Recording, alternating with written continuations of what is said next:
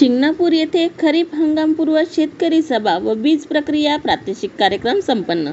नांदगाव खंडेश्वर तालुक्यातील शिंगणापूर येथे कृषी विभागामार्फत खरीप हंगाम पूर्व शेतकरी सभा व बीज प्रक्रिया कार्यक्रमाचे आयोजन करण्यात आले होते.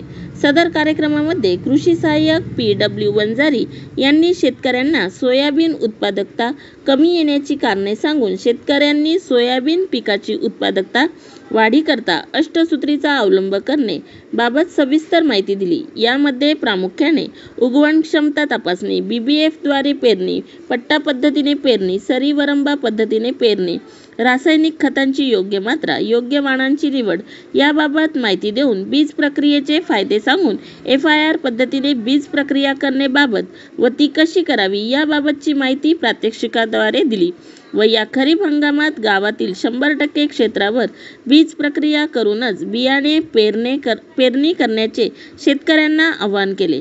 तसेच कृषी विभागाच्या विविध योजनांबाबत माहिती दिली. सदर कार्यक्रमाला कृषी पर्यवेक्षक श्री मनीष पुसतकर, कृषी सहाय्यक अंकुश गुजरे यांच्यासह गावातील शेतकरी बांधव मोठ्या संख्येने उपस्थित होते.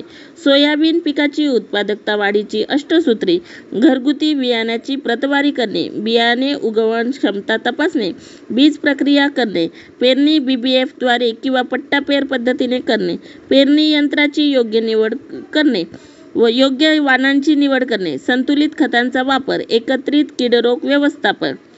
द हिंद न्यूजसाठी सुनील बनसोड, नांदगाव खंडेश्वर.